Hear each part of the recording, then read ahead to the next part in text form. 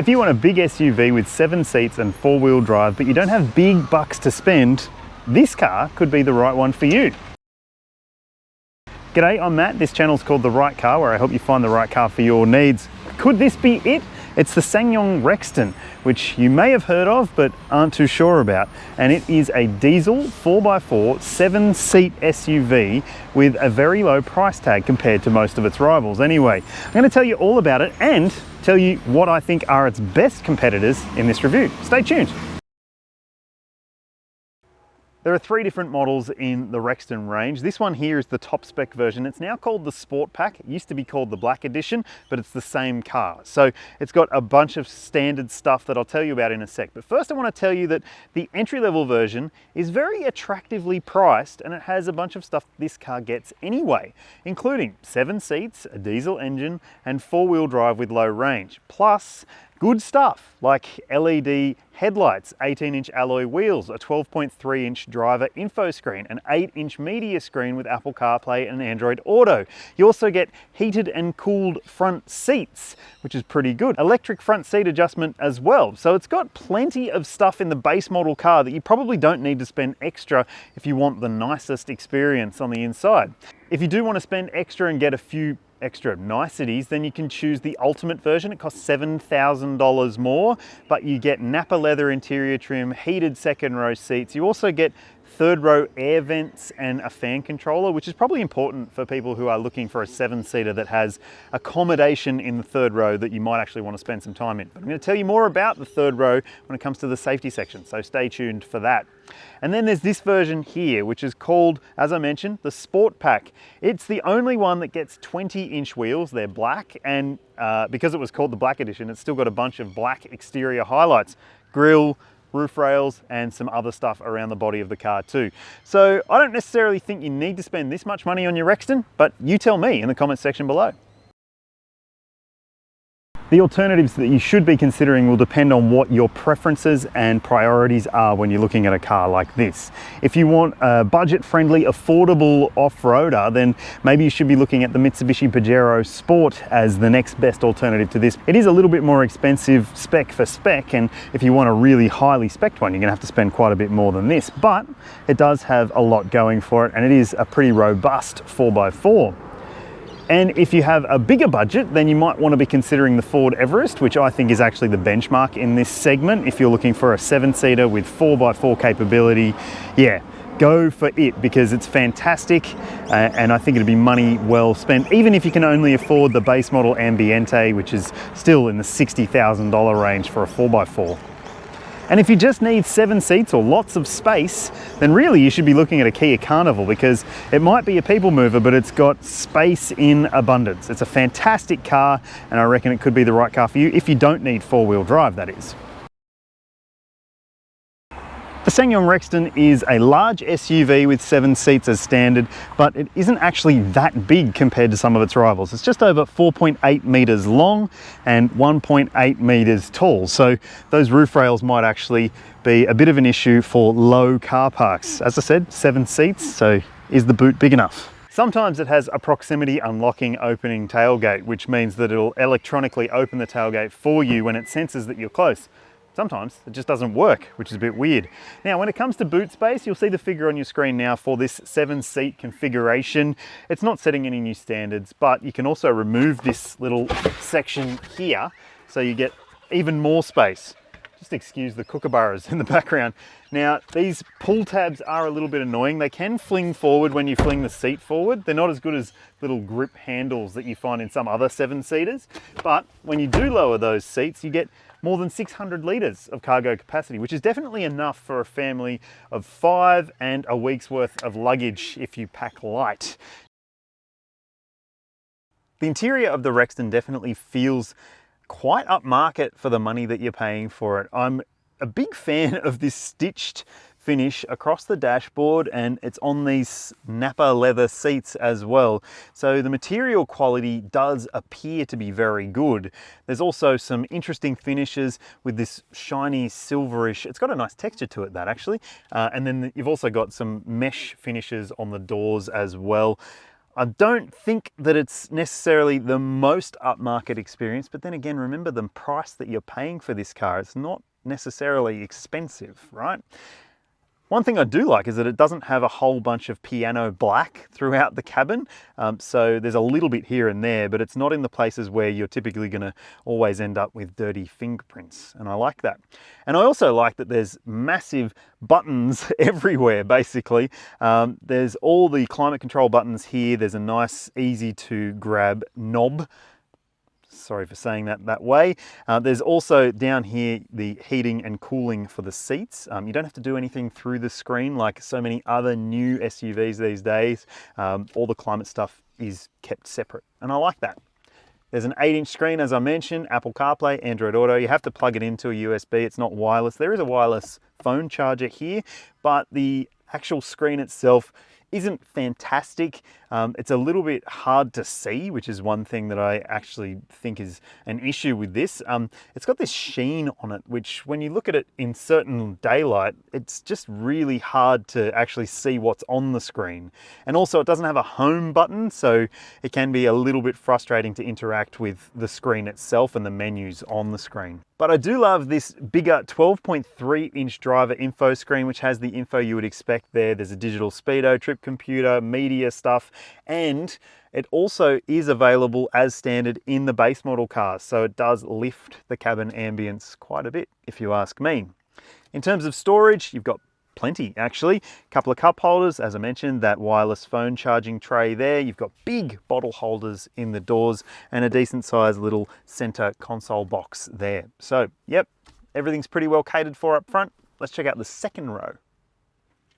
Second row space in the Rexton is actually pretty good. This seat set for me at 182 centimeters or 6 foot. I got heaps of headroom, heaps of knee room, heaps of foot room, and you could fit 3 adults across the back pew if you needed to as well. So if you're looking at a big 5-seater, this could be a really good option for you. One thing I will say though is that these seats don't actually slide. A lot of 7-seaters offer seats that will slide in the middle row to allow easier access in and out of the back. I'll show you the access in just a sec.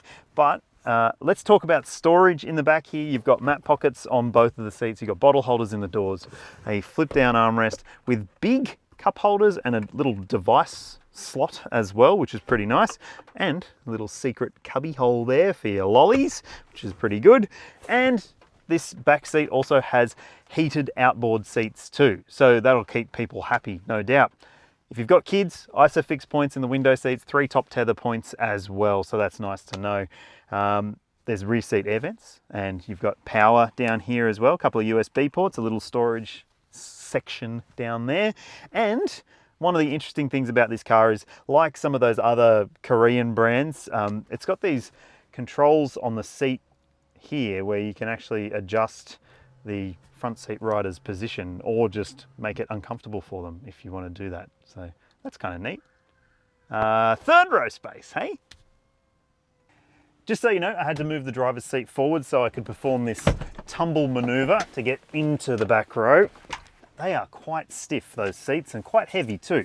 Now, in the back, I'm not your usual third row occupant, obviously, and you might have smaller occupants that you'll be using the space for, but let me just get it right. There we go.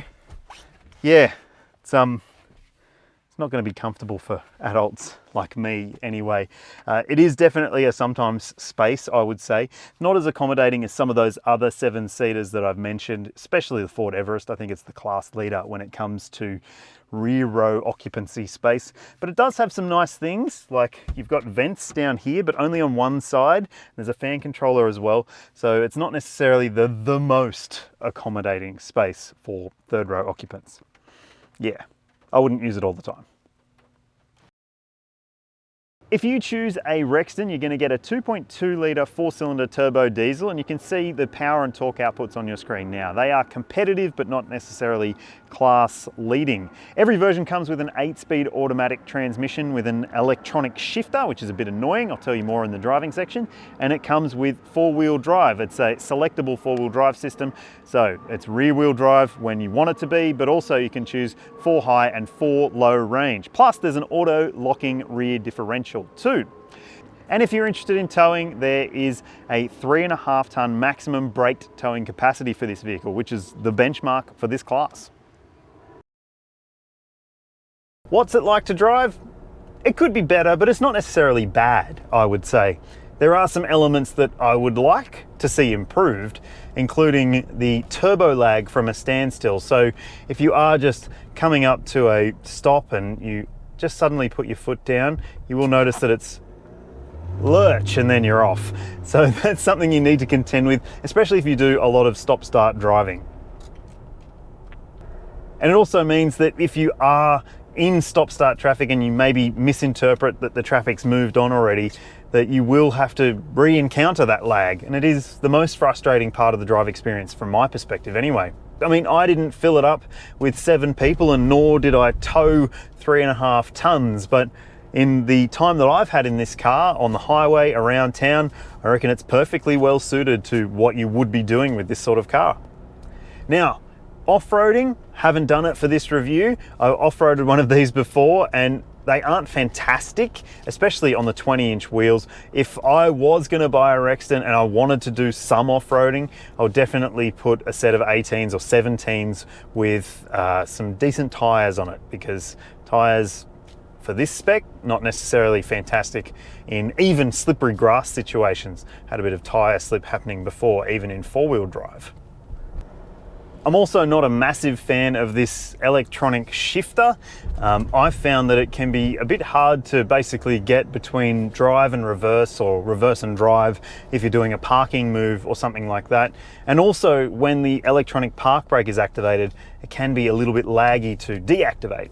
This is a 4-wheel drive, and so the ride isn't necessarily as plush as it could be, but it isn't too bad, I would say. There's 20-inch wheels and they don't necessarily pick up on everything on the road surface, so I reckon it's pretty good in terms of the ride. But there is this weird thing at times, sometimes when you're just sort of cruising at like 80 k's an hour and then you start to put some throttle in, it will just have this sort of vibration through the whole body of the car, and it's not necessarily the most enjoyable experience.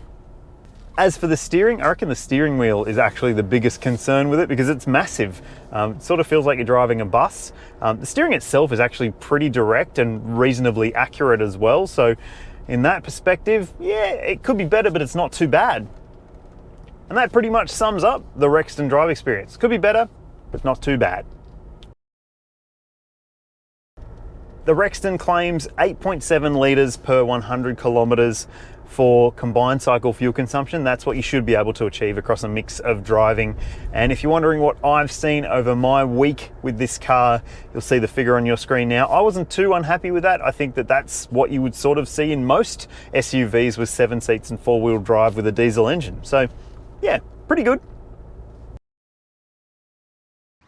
The SsangYong Rexton doesn't have a safety rating. It hasn't been tested by ANCAP or Euro NCAP.